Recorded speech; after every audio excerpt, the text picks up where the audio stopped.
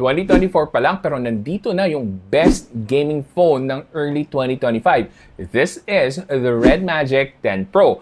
Pero marami sa inyo nag-comment na mainit pa rin daw dahil napanood nyo sa ibang mga tech reviewers. Pero ang tanong ko sa inyo, kung napanood nyo sa ibang tech reviewers, is it because of the actual games or dahil lang ba sa benchmark yan? Dahil ipapakita ko sa inyo pareho benchmarks and the actual games. Kasi pag sinabi natin sa benchmark mainit, well, totoo naman po kasi yon. Dahil stress test po ang gagawin natin pag nagbe-benchmark tayo. So kalahati lang po ng kwento yon, kaya kailangan nating buuin ang kwento with the actual gameplay. And that's what I'm gonna show you in this video. Pero bago ang lahat, eto muna yung quick unboxing natin.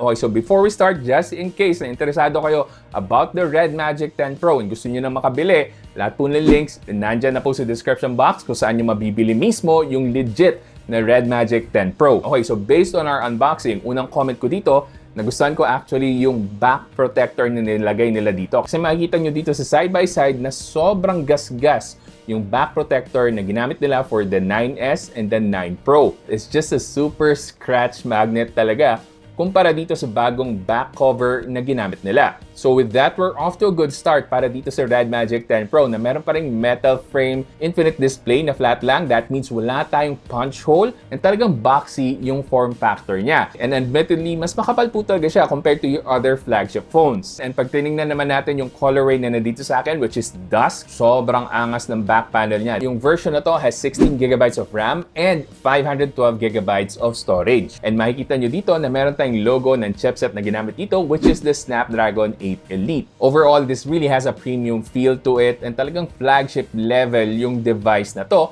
And meron pa tayong kasamang RGB fan dito to help with the cooling. Pero aside from the faster speed na fan na nilagay nila dito, what's most interesting para sa akin is the liquid metal na cooling na dinagdag nila dito, which is something that I've only seen sa mga laptops na na-review ko at around 200,000 pesos. So nasa high-end yung mga laptops na gumagamit ng liquid metal para sa cooling ng CPU nila. Pero panigurado ang gusto nyo talaga malaman, does it actually work? Well, yan po ang alamin natin maya-maya dahil pag-usapan muna natin yung display. So this one has an AMOLED display, 144Hz refresh rate, which is a welcome addition kasi naalala ko sa Redmagic 7 Pro na nasubukan ko before, naka 144Hz refresh rate na yon. And then bigla nilang tinanggal and ginamitan ng 120Hz panel yung mga next na phones. So what that ultimately means is that mas smooth lalo tingnan pag nagbabrowse tayo sa social media or kahit nagbabasa tayo ng manga online, and lalo na kung nanonood tayo ng high FPS na videos, whether on YouTube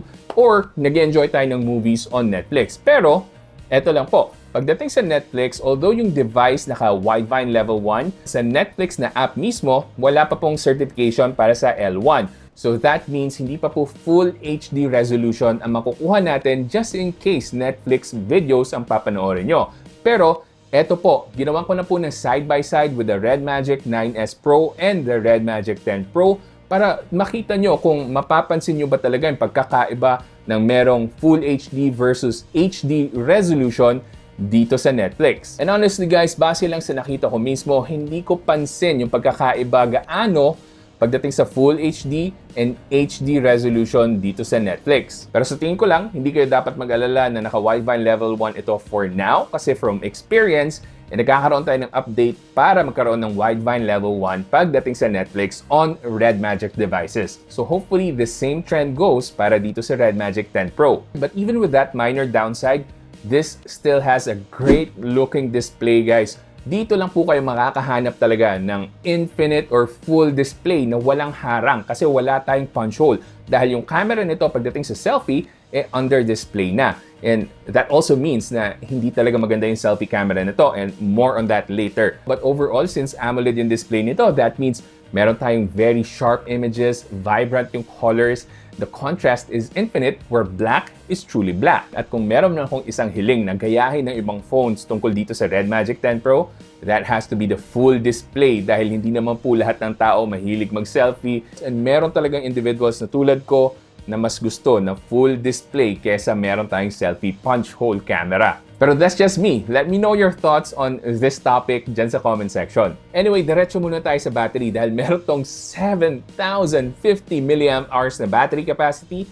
That's a huge deal. And sasabihin ko lang sa inyo, hindi ako gumagamit ng battery benchmark.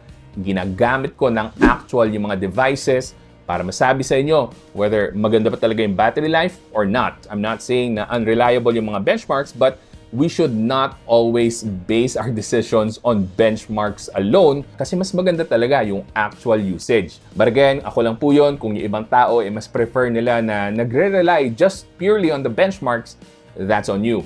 Anyway, what I can tell you first, if casual user lang kayo na hindi kayo tuloy-tuloy na mag-gaming on this one, solid po yung battery life nito. Pero for casual use kasi, this is an overkill device. Kung mahilig lang talaga kayong maglaro casually, this should not be one of your choices. Pero kung hardcore gamer kayo, what I can definitely tell you is that maglalast ng mas matagal yung battery nito kumpara sa mga devices na meron lang 5,000 mAh na battery capacity. So go ahead, maglaro kayo, sagarin nyo po yung battery nito, and kung nag-aalala kayo na malobat kayo habang naglalaro, the best thing about this is that meron pa rin itong bypass charging. So pakinabangan nyo po ng husto yan.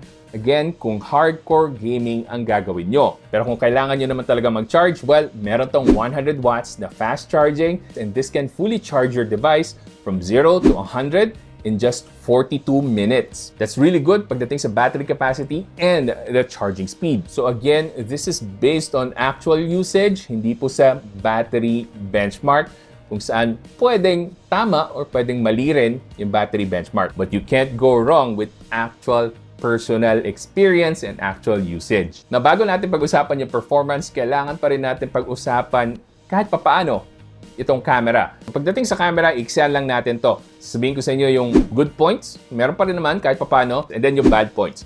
So, let's start with the good points. So, good points, pag broad daylight or sapat yung lighting natin, decent naman yung makukuha nating photos. And then, meron pa tayong 4K 60fps na surprisingly stable naman. Ayun nga lang, yung quality pagdating sa photo and even sa videos, hindi ganun kataas compared sa other flagship devices. And you have to take note that this is a flagship device considering yung presyo niya ay mataas, and then pang flagship level talaga yung mga specs niya. But again, the camera here is lacking talaga compared to flagship phones na legit. And syempre, the biggest downside here is yung selfie camera natin na dahil under display siya, apektado po yung quality niya na malabnaw and washed out, and hindi po talaga maganda yung kalalabasan na selfie video or selfie photos. So, huwag na po kayong umasa sa part na yon. Pero gusto ko lang din sabihin sa inyo na I'm not really reviewing this as a camera-centric device because this is more of something that I consider na gaming phone na nagkataon lang na merong cameras na kasama. Kumbaga, bonus features yung cameras nito kasi gaming talaga yung main focus niya. And speaking of gaming, diretso na tayo doon kasi again,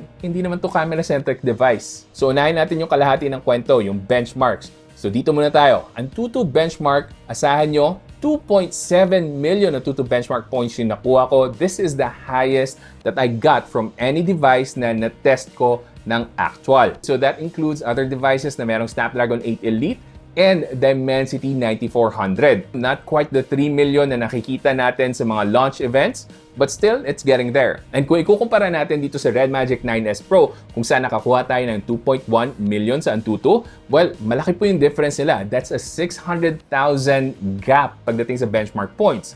And then, pagdating naman sa 3D Mark Wildlife Extreme Stress Test, ang best loop score na nakuha ko is 5,900, pero may mga ibang Snapdragon 8 Elite na umabot sa 6,100 na loop score. So mukhang may konting adjustments na ginawa si Redmagic dito para hindi gaanong masagad yung performance niya. And speaking of pagkasagad, pagdating sa stability nito, nasa 72%.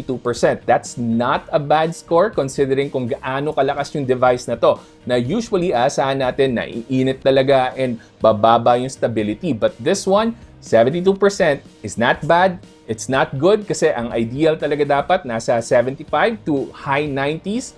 But this is something that I will take. Lalo na at nagulat ako sa thermals nito habang tinetest ko. And take note guys, this is a stress test. Talagang sinasagad niya yung performance ng chipset natin.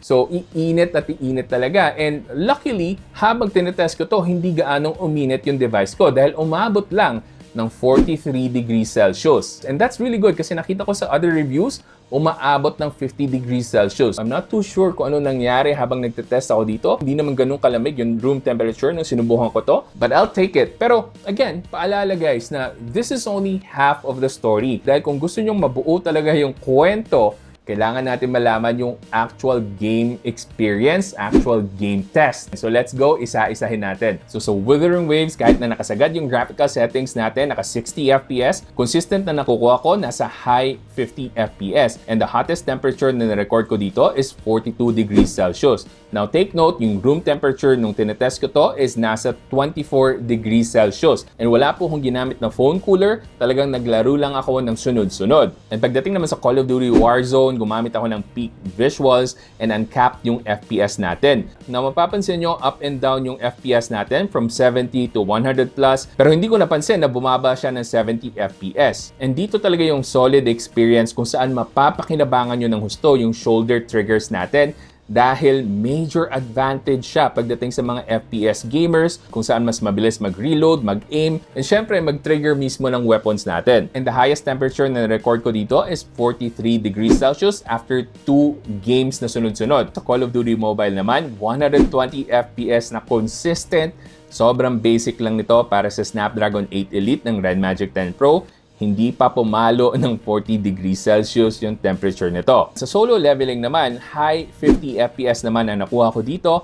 Again, maximum graphical settings with 40 degrees Celsius as max temperature na na-record ko. Although naranasan ko na nag-hang ito ng isang beses, pero after that, hindi naman na naulit. So tuloy-tuloy lang po yung paglalaro ko dito ng solo leveling. And again, it's a great experience on this device kasi hindi pa rin gaanong uminit kahit na ito yung pinakamatagal na nilaro ko on this device while testing. Sinubukan ko na rin sa Pokemon Unite and sobrang basic lang rin ng game na to. Child's play lang para sa Redmagic 10 Pro. So, solid na 60 FPS. Consistent po yan. Hindi rin papalo sa 40 degrees Celsius yung temperature nito. Always under 40 degrees Celsius. Sa Farlight 84 naman, nagulat ako na hanggang 39 degrees Celsius lang yung recorded ko after 2 straight games and consistent na 60 FPS din yung nakukuha ko. Now, the biggest flex here sa Redmagic 10 Pro is that this is where you can first experience na 120 FPS pagdating sa Genshin Impact on an Android device. Pagdating kasi sa iOS, kaya nating i-push up to 120 FPS yung Genshin Impact. Pero dito kasi sa Android, palaging 60 FPS ang maximum. This time around, dahil meron tayong Red Core R3 na extra chipset, kung saan pwede tayo magkaroon ng frame interpolation, well, nagawa nating palampasin ng 60 FPS yung FPS natin. So, sinet ko yung performance to rise, and then tinurn on ko lang yung motion interpolation para ma-activate yung higher frame rates, and nakakuha ako ng consistent na 90 to 100 FPS, and pwede nyo pang paangatin to 120 FPS kung gagamitin nyo yung Diablo mode. Pero para dito sa test ko, sapat na para sa akin yung 100 FPS. So dito ko lang sa rise talaga sinet, and the hottest temperature na nakuha ko at 100 FPS is only 43 degrees Celsius. I was expecting na aabot to ng lampas 45 degrees Celsius, but lo and behold, consistent na under 45 degrees Celsius lang yung temperature dito. So yun yung mga games na nasubukan ko with the Redmagic 10 Pro with my limited time with it. Pero para sa mga MOBA gamers, sinilit ko na rin yung settings pagdating sa Mobile Legends and Honor of Kings. And sa Mobile Legends, wala pa tayong ultra na frame rates, pero meron tayong ultra graphics. And then sa Honor of Kings, kaya niyo pong isagad up to 120 FPS pagdating sa frames and sa quality ng graphics. So ano yung verdict natin para dito sa Redmagic 10 Pro? Is it actually super hot pagdating sa gaming? Well, kung pinanood niyo naman yung buong video, alam niyo hindi siya ganun kainit kumpara doon sa mga previous phones na nilabas ni Redmagic, lalo na yung Redmagic 9 Pro and the 9S Pro. So this is something that I would definitely highly recommend sa mga hardcore gamers out there. Kung naghahanap kayo ng cooler device na nakasagad yung graphical settings high FPS, this is a really good device. Maganda po yung thermals, hatid ng liquid metal cooling. May extra cooling pa tayo with the built-in fan. And then maganda pa yung display na makukuha natin dahil full display talaga siya na walang harang. And then finally guys, we have a bigger battery capacity na may bypass charging capability pa. This is something that I would definitely highly recommend kung purely hardcore gaming ang gagawin nyo without any consideration kung gaano kaganda yung camera. And para sa akin, kung value for money ang habol nyo, this is the better choice over the ROG Phone 9 dahil mas mahal talaga yon. And the only downside, I guess, is that meron lang tayong 2 years of OS support for this device. But I guess that's something that we have to deal with unless magkaroon ng improvements pagdating sa software support si Redmagic. And para sa akin, okay lang naman yon dahil ang kapalit naman doon is that we get a cheaper device na mas abot kaya para sa mga hardcore gamers kumpara doon sa Asus na ROG devices. Anyway, again, paalala kung gusto nyong bilhin to, lahat po ng links nandyan na po sa description box and hopefully nakatulong tong review na to para sa pag-decide nyo. And kung gusto mo pang manood ng mga videos ko and gusto mong matuto, well, may mga ililink po ako dyan. Panigurado magugustuhan nyo yung mga yan. So hanggang sa susunod, ako nga pala ulit si Janus ng Pinoy Techdad. Kita-kita ulit tayo. You got me